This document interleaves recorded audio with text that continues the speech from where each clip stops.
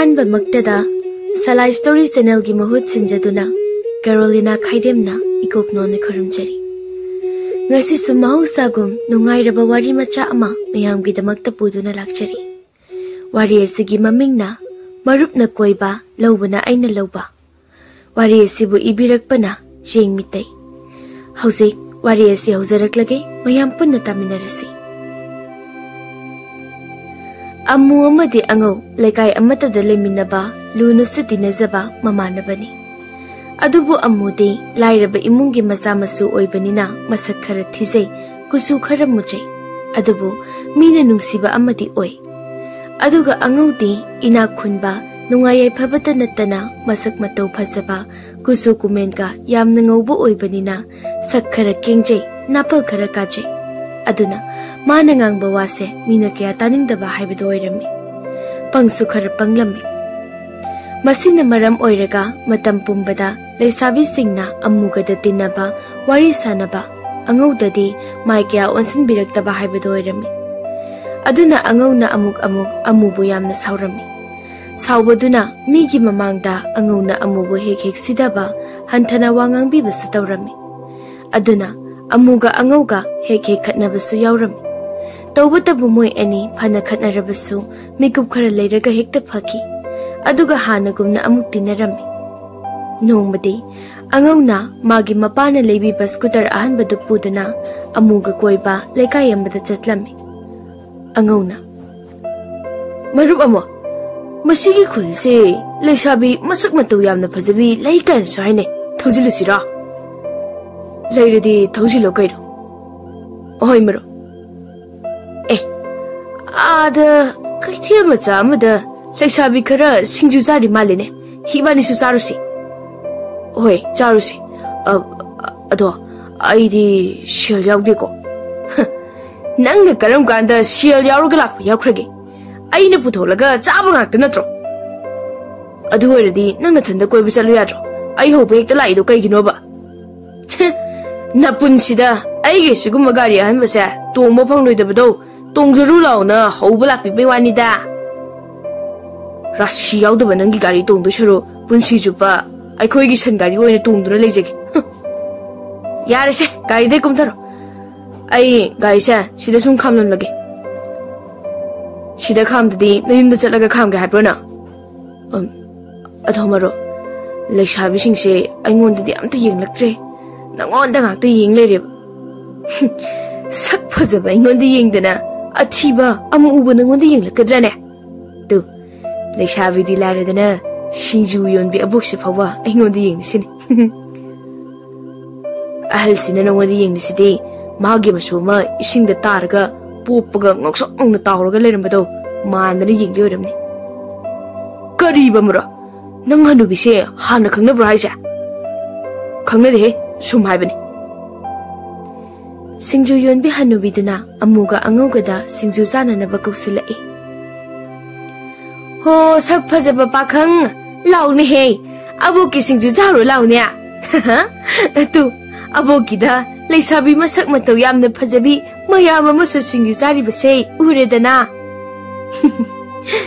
somaina tawraga aigi singju kanghose loin hek yo lawrage aduga yumda changlaga tumlurage wa bana yadre paisasi leisabi singduna haziki matamda pakhangna gari masa thobangam bhabase lairabi imungi nupadi oramar ina khunba sel baibagi masa masu soidan oramgani leisabi amana aidi gari gi yeningde masak phajaba nupa se hoine yengjarake amana amo oida mai masak se phajamandana chaba ghaudau mandro isu sa masak phajaba se aboki singju siga tochalaga noi mayam chagi ga chathoklo hai hanubi duga leisabi singduga wa launa nokmine amuga angauga su ikairap tawna phame aduga singjuga kanghoga piyo haidana potpham phambi ahaladuda hairami maduda leisabi singduna angauda ngaukhiduna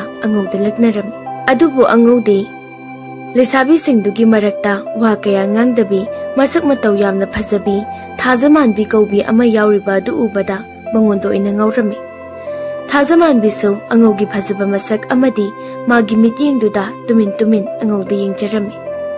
Aduga amusu Thazamanbigi phazaba maithong ingtapna nokpa mino wa kaya ngangdaba matau aduda yamna pamna Thazamanbibu yengjarami. Amuna karigino shidi egi thamushe shumaina phawdawdeda lesabi su yamna urakba bulakpase shumaina mukta egi thamushe songre aduga ngasina magi masak urubadagi ai manu shidi angaunasu aidi mangonda ngauredana shidi amuna angauna hanjangeda ai mashe aina koi horake mana hankrati ai toklaniba marup angau ai angaunasu ngai ko nangi wada adu marup amo ai mabu yam pame yam nushire nangamuta ai gine masim ta haina biyo aina haridi mana phana yaning labsu yaruk laroiba mana hankreni ai gidau shidi buko kamai tawni shide karamano asoma tagi shiromaro nate asom thangbisi asigi maya chokbisa nate asigi se masak matawga yamna phasibim yawrisi abok siro muthi sidi he abok si boina kamaina pamdoina ba nang nakok sapro ha lesabi singduna amu khanarakani ko ado sak phasabau nangna pamdise aikhoigi ta Thazamanbise natro Thazamanbina as noishideba lau salasi ibungo noi anigi phagido abo kitangdi harawi adubune mi usitabadi tawrakanu ko aigi ko bishoiri se uredana shine ne nabuktuda thilagane aboktagi chariba singju kangau singdo loina kothok jajani ko amuna abo nusibiya amuta saukhinu ado aboki singju kangau sa yam hawe chai ke pende kharaga hapiro babo angauna abo lesabi singji kisu singju do khara pibiyo aboki lungmai de yaw bakai lesabi moida loina pijako maduda taba sendo ai pige abo aima asing bagiro adudi ai koi dingasi phasana singju sadore he Mikup kharagi matung lesabi singduga amuga angauga punna amu phaminaduna sakhang mai khangnarami adubo wari sum sanarakpada lesabi singdo amuga oina yam nungaina wari sakhirami angaudi tuminna adum laikri adubu kona thangdadi amuna Thazamanbibu magi marup angauna pamjaba nungsijabado hairami aduga angauga amugado yumda amuk halaklami Thazamanbisu angaudo yasu yaning da tawduna khanjana duna lehawi mata singduna ita Thazamanbi nangdi ngasi se naraiba yam phaiko aikhoina pamdana ngaunaraga ita doina pami nuksi na haramlaga chatkibai wani da ado ita nangbu hoi yare na koklauna hakibi yadraba nangbu as yare noisu kanano karino habisu khangbusu natri kanana khangne mi phataba nupila lonba koiram labadi mata amana is wakhal di nangsu migi maming matha lepham ka loina haram labadu bo ado aidi angau sak phajabadu na bu oiradi aisa mana pharaga pu bikhraga amuk lam thopiram lasune aidi kemta ga haizara roi hanubiduna mawana iba khangdabi nupi gi wangang ni ne maisi hoida moina moigi thokpa aigidi shil tal horaga loire mata amana amu gari su thoba inaka su khunba masak su kupa zama aduga ita nangna yaning da boy tawri tawbudi aikhoigi ta Thazamanbisu mana ke su hen pondeda hoi ina khunbudi khangdre ko saktadi ita dagi anguna ke su hel adu ita aidi amuda sumwari sana raga rasi busum tholatro aduga masu aikhoigi ta Thazamanbise pahamba mandraba as yare ba noiside talli la o yumda halase thengkradi horel chaye mu chana ni ba la abo changlage ko hoi ai su changlage Yonanaba singju kanghoga amat de hek leitre. Hayengdi boraga paphorga su hapchillage. Ado noi hayengsu aboki da singju chabala uko manglimbi gi dam chalamgani. Mai singju do yam hautabani. Aduga mai kobi do tinna yam yaubani ko. Sumaina hairadi aingondo ina laedana. Somdaso angauga amuga do thazaman bigi wakhalda wari sana dana yum yosilakli. Angauna Marup amo thazaman bigi do aingonda yaningliro yaningdri jalo. Pakhum pirakjimina khangdri. Ado yadi yanida. Nangi marup amo ai leirishide. Hoi nangna yanaba hantadi khara sinbiyu ko. Ai mangonda ngaureba. Hoi marup ai yananaba takke. Marupna pamlagabo aina mateng pangdebro. Ado maro nang magi mamangda wadi kya nganglakanu ko. Adu oiradi atai nupina yadabugum thazaman bisu yaroiba ko. Hoi maro thazaman bibu aigi oini hairadi ai handakti wa kya nganglaroge. Ado aina ngangba wase mina sukyamna taningdrise karigino ba amu. Marup ango nangi wasiri aina sak phajaramdrise karigino haina hek khatmagumani ne maro. Kori haning dino duna khangdesu ado hayeng thazaman bi unaba chatoi natro chachadi kaino he madi aigi oidaba sunya yadabani nangna su ngasai hayeng lakke thoglo on hairam daine hairam dadi kaino aishu mau ninglini kari ba mo as aina haibadi thazaman bigi mamana bising to haibani da nangna mo kari dari no khangdi ado aikhoi thonga phawbudi thilamudane ibo Nang na igi gari tongning basidi ba as amuk khorok leni hayeng do nang na thanda nangi gari du da thajaman bidu unaro ai heng thabakle ina khunma nang tinaraga matam manghalingai da aise adum lai da mal aduna nang ga punbai matam se ai thabak suraga sen dan ke hayeng thajaman biga ai ga nungai ne lemina ba ai chale khongna koino mana hoji aroi ba daram ni wadu ba nutraga aina shiran turan ga tari bisalo Ado hayeng thazaman bigi manakta chatpa haise marup amu yaudaba yaroi mana wangang ba haiba mina taningba oibanina ma yaudradi thazaman bise aigi oiba ngamlaroi eina rashi khara yauramladi phadauba angau wangang mayumda changki aduga ngasigi numitsima thazaman bigi wakhalda tumba chaba yadana leramni amuso Thazaman bibu ahanba uba mikupta apam nungsi phaukibanina magi wakhalda tumba yadada masu leirami somdasu thazaman bi angaugi phajaba sel paiba duda pamdi pam aduga angaugi rasi yaudaba matautuda amuksu hainadaba wakhal khanjinana leirami asumna numitsima haukibaga ngarangi matamdo yobaga angau amubu hauba magi scooter gari ahanba duda laklami Adubo amudi mapagi inkhoda thabakana sudun leiri angauna amu as amutla ene mapana angauna trene kauri sibo nangbu khumu yadro amu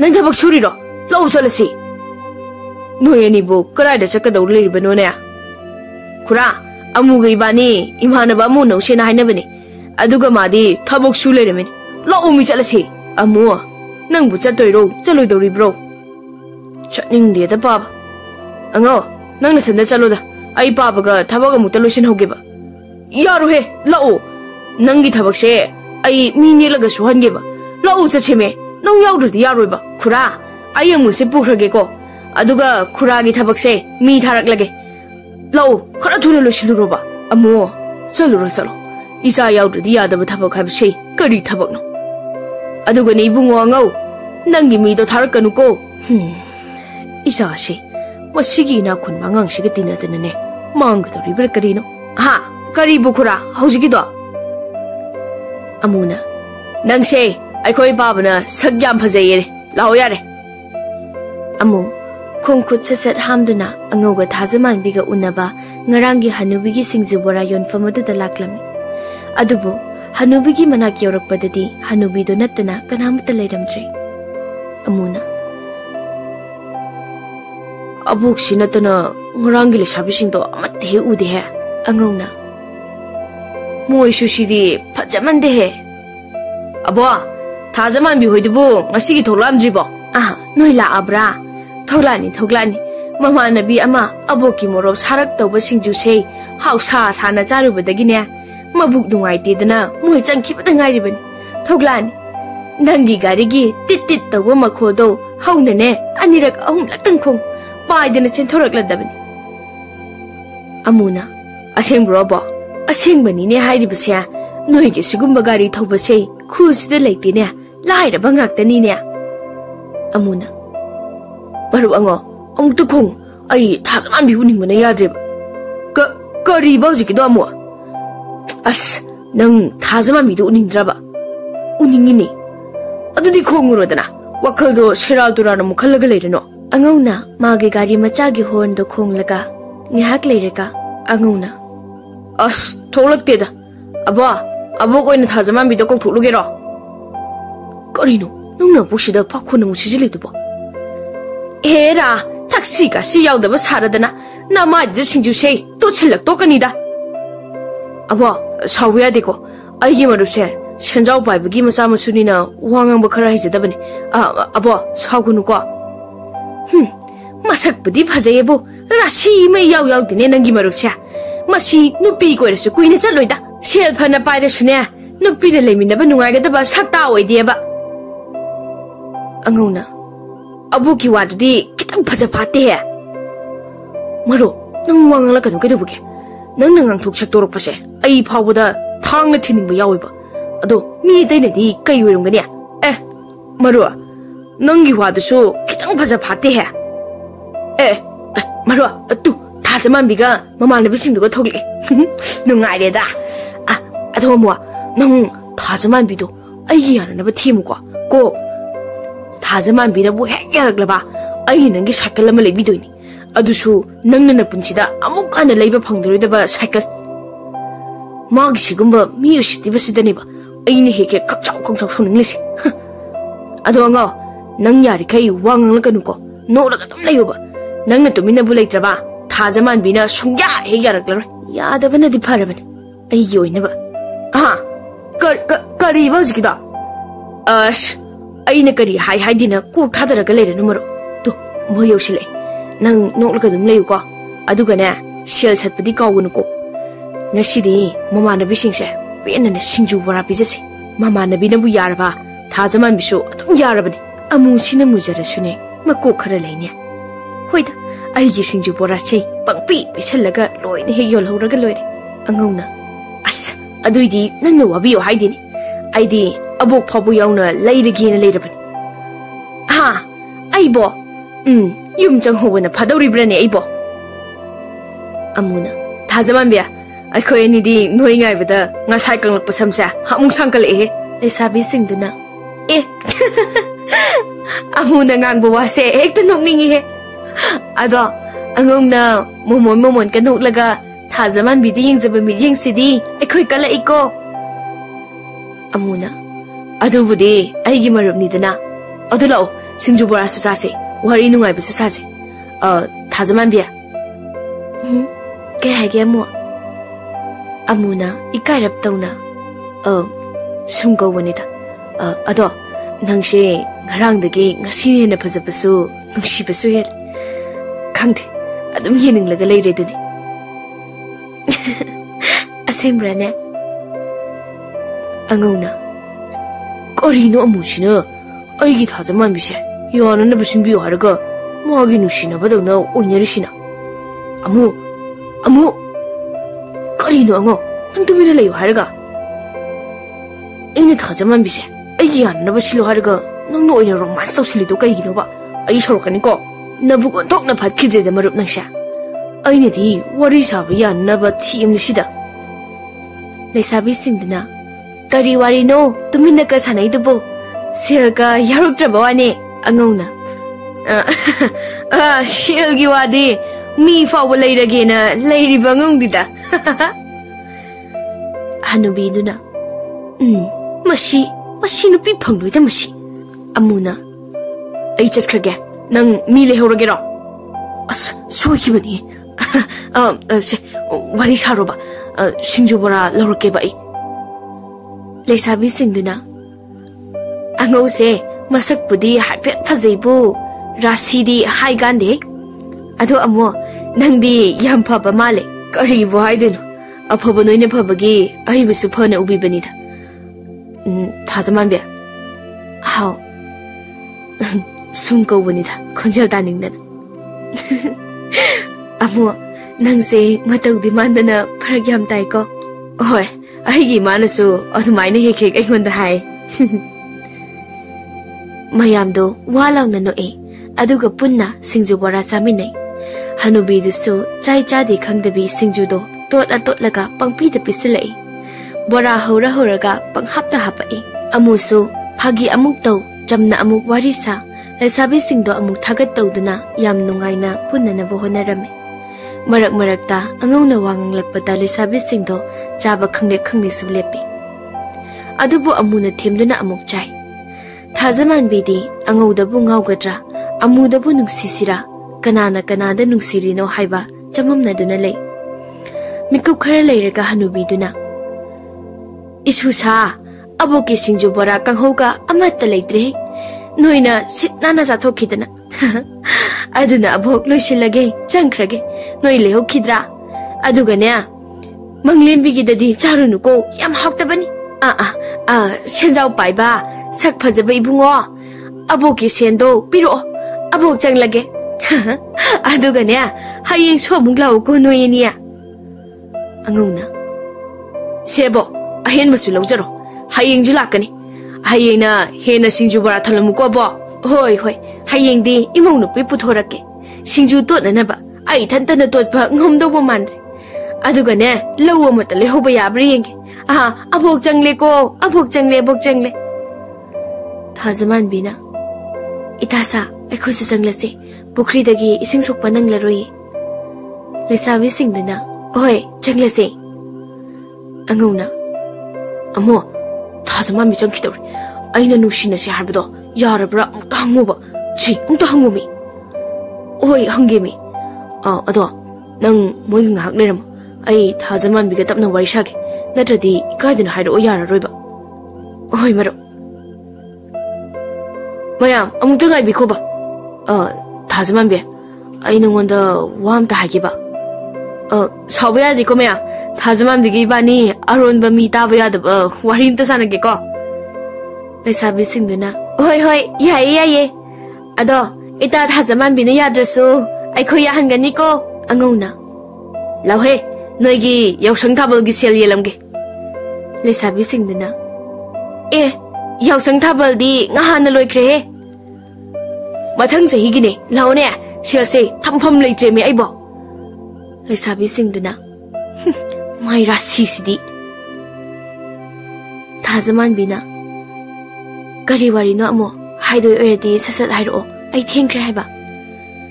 Thengbaidi aisu thenglebani yumna tawgadaba thabak mayam hama lehoribani.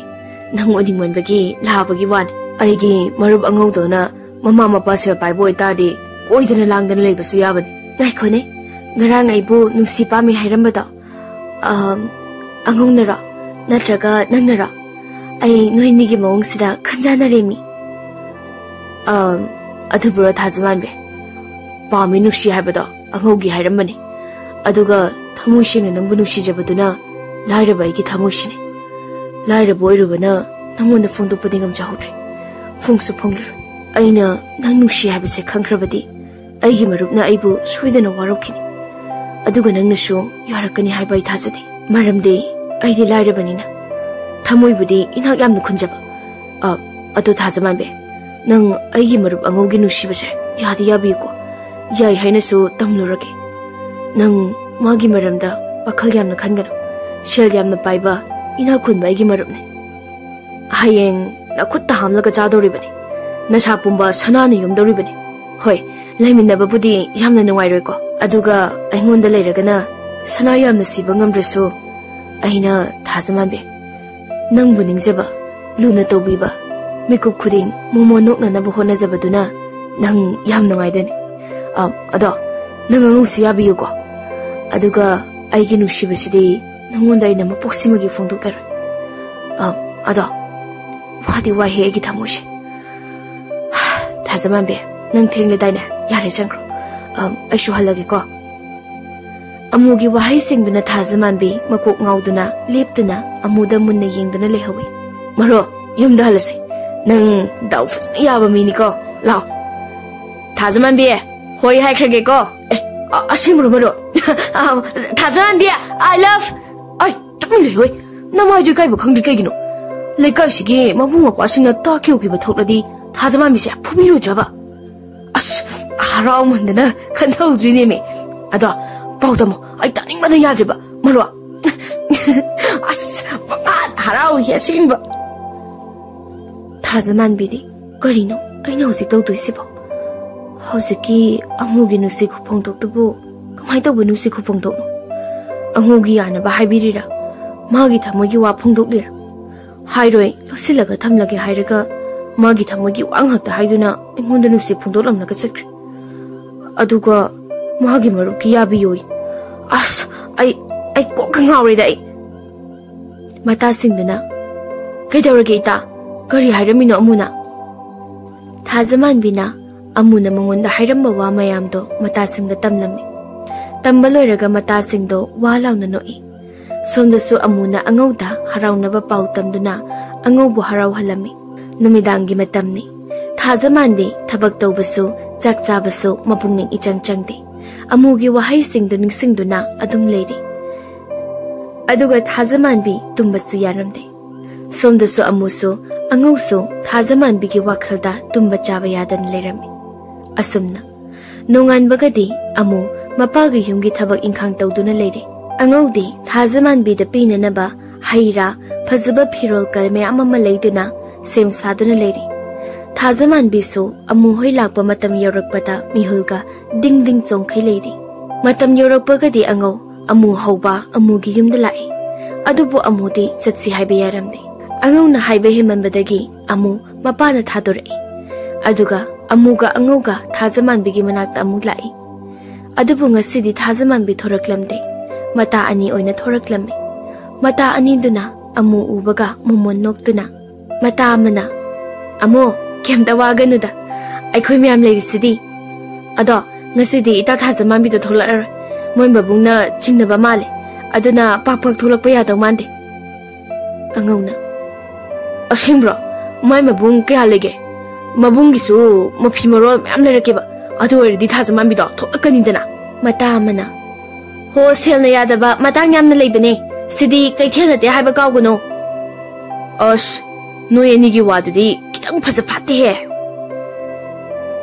अमुना नोय एनिना हारिबदो याम चुमने नुपी हाइसिदी याम ले खोंफम अमा सोइबदा पुंसिगे अदुम वादौरिबने मतमदुदा सेना सनाना यारोय असेंग मनुसिबा आइगुम नतना अंगौना ए अदुना करी हारिनो अमो नंग ngangbो वासा आई वखल अमु अमु मम्मिनी आइसु खंगदे पंगांग nganglibने मरो मता अनिदो अमुदा येंगलगा कन्न नोए मता अनिदुना अदुदे अखोयनि सिचंगलगे को लाइबा नोमैजे नोमिता अमु लाओ थाजमान बेगा अखोयगे थोलके अंगौना अस ngaइबो वानी हे दुदिया नत्रगा आइबो थाजमान बिहोगी युम मनाकलदा इंखोल अमा लैरगा युम अमा सारगा थोंनाव चाउना फालगा थाजमान बिबु मित्रेना अस ngaइबो वानी हे दुदिया नत्रगा आइबो थाजमान बिहोगी युम नाकंदा इंखोल अमागा लैरगा युम अमा सारगा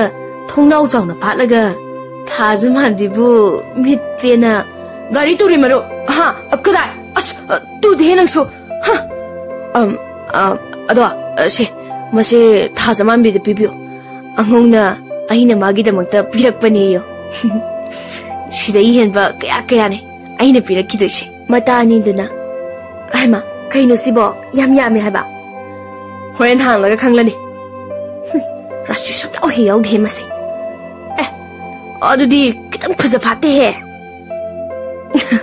हा अंगो नंगारी इंथोरो थाजमान बिदा सुमाइना मुक्ता हाइबियो पोडियम सिदा यावरिबसे थाजमान बिगी मफी मरोल खरा आइगी मरुपना लेबिबने अदुगा असापोत का हैरा सिंगदुगना अइना नोय मयाम जामिननबने न लेबने ओरेल नोय मयाम जामिनौ को अदुगा सिंजु बोरा खरा सुपुखो Abo, singju bora khara yombi uba.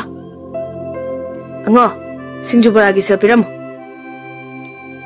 Thajaman bi sei, soidana amuna laukhiba soidridana. Hoida, amuda leijabana pai. Sen pai, pirol setning ba setli. Sana jarong siraga, nupa mathong chadraga, karaida leiba nungai doin. Adugi sarukpudi amugumna thabak suraga charabasu. Mikup khuding harauna monok tuna thambiba ngamba. Romantic oiba moigumbasina hena pai. Angona, his, abok se English kyam lodine. Sebo, singju boragi sene. Nangi sen se yam heli ni bungo. Hen bado, horel ipuga yen la nganu ram leiraga chamina robo. Hai, napudi sikhiba kuire ne. Aduga hanubi yaga trok nomlaba aibu yen nganu chaw hairisibu karino haiwani. As adu haudi haubani da yen nganu kado. Thaina aina yareda ningsingluraga karibu kanadoino. Hanaga yengdamdene masigi rashi kangase. Hoida, ai pot yolhoraga loire. Ibungo, noi ani nungtigi lauko, thajaman bi tholaktrabasu. Lau sangam amata noi ani leiringai sida lehoge. Angonga amuga satkibaga laisabi anido singju boraga angongna piramba pochai singluga puraga thajaman bigi yumda chatlame. Adubu thajaman bidi angongna piramba pochai duda amuna pibani haiba achapot ka hairaga do oina yamna pamna charami. Adubu hojiksu thajaman bi angongu pamga doira amubu nungsiga doira haiba chamamnaba amada leiri. Maramdi amugi marau leiba manungda walotpa manba wahi singduna. Aduga amuksu mamanabi singduna angauga koina duna chathokpa yaba chathoksi nungsibana chaba yaba natte. Angauda soidana leirabasu nungaina leini haiba waduna thajamanbi hena chamamna halli. Asumna numit kharani leiraga amuga angauga thajamanbi unaba mu laklami. Numit sidasu angauna thajamanbi gi chananaba amati mafi marol ahanba leiduna puraklami. Aduga thajamanbi de pirami. Thajamanbi pamda laudi laurami. Aduga matung manaw lairikdanabasu hairami. Angauna, amo, noi moiga singju bora charamo. Ai thajamanbi ga warimta sarugi. Amuna, punna dum wari sasi kaino. Punna wari sado oredi thajamanbi da aina haningliba wasingse kamaina haiduino. Aduga nushinaba sidi ibani gi oiba mi taba yadaba wari mayam amsu lei. Hojikandi leitrabani punna dum phamsiba.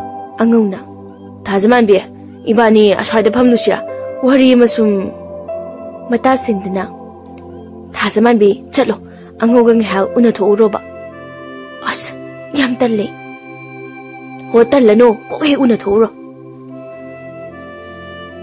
Amuna kaigino aina thajamanbi ga angoga tongana unarage hairaga aina suyamna pakhalisina. As sidi berani he mata singdana. Kaidorage amo nang surmapiga ho leiduna. Kemta khangenida ekhoi leirisidi nangi phananaba ekhoina sunsilakanida aishibu puk phataba marupna marup hatpa haiba wado aingonda thukladobani. As wai he moyani na daga phamma uraga natraga ibo moyani gisa thukai rasirane. Mata singduna ama amu sidi kaino matokre ko. Ado amo nangbu ekhoi gi ta thajamanbi se thamoi sene nungsibrane nungsiradi nangna karigi marup angaugi oina haibirino haiwanida. As ngai khuda nungi wari domta. Mikup khara leiraga thajamanbi so angauga wari sanabado sum nungairaktaba hainadaba ama oirami. Madu angauna su khanglami. Aduna angausu ikaiduna amu oina kauraga mana thajamanbi da hainingliba wasingdo thajamanbi da haibinaba hairami. Oi, ai phanaba loi sitnge gedorage. Ado nang mamanabi singjiga sinju jaminaramo. Ai thajamanbi da nangna hainingliba wasingdo hairamagiba. Oi, ado aina haibusingdo amta jithadana hayuko. Hoi damarwa. No aireda. Thajamanbi amuna magi manakta lakpodo uboda maithongda harauba minok ama noklami. Amusu thajamanbi gi manakta yamna harauna changlaktuna. Thajamanbi kadore angona hagolaga laisina kisu tawdi mana hagolaga jakhibani ado ai angauga wari sanabase ai yam hainadi as adumaina haibinuda mana nang yam pamjabani ado ai su hainadi haraga doro thajamanbe nangdi haire lao ibani phamsi ado wari nungai basara uko ai gi wari na nangbu harau hanba ngai hanba ngangbadra haibadi khangde ado thajamanbe aina nangbu asuk yamna nungsirisina karigino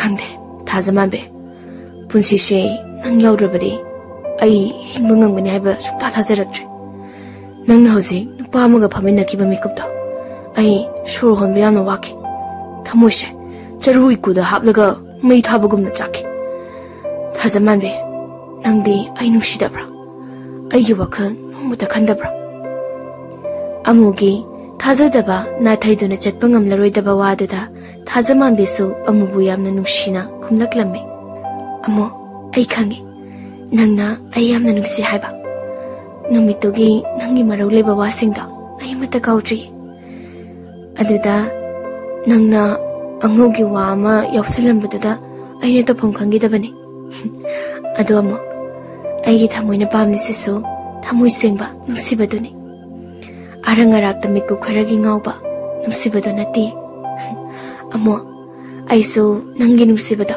aisu yai aisu nangbu yam nungsi amuna aina tawribasibu sumlibrane asuk luna tinaraga aina khaliba wakhalsibo kaidawrage aige pokhom pidana nangna tumina leiridubo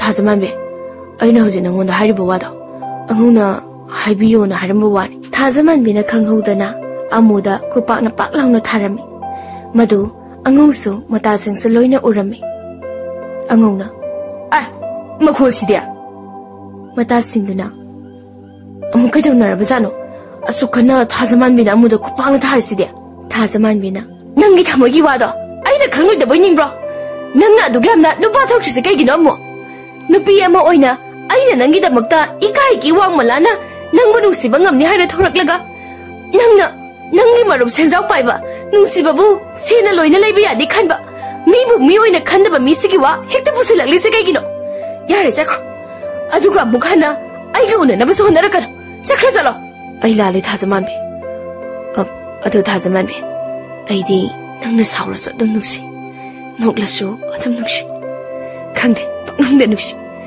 adubu hojiki khupakto kharati naihe thajamanbe nophetawna sauba phaduna oinana amuda khupakna mukthai moi anigi matawdo mata singsu hanubi dusu bapti tarami tadriba haibabu angau khaktani aduna numitsidagi angau na sel puthoktuna mayamgi singju bora leiduna seba tawba aduga amuna angaugi mingda thajamanbiga unaba nungsi wari saba dum tawrami marakta angauga thajamanbiga su wari sanaduna angaubu harau halami asumna sumhaukibana tha kharagi matungdadi angauna thajamanbibu chelage haina numit aphaba ama amuga tanaduna semsarami aduga angauna hariba numitto yobaga angauga amuga thajamanbi chenba chatlami thajamanbi harau thoraklami thajamanbi thorakpaga amuna marup angau nang thajamanbigi mata singsiga bora charam aduga ingonda silkhar piro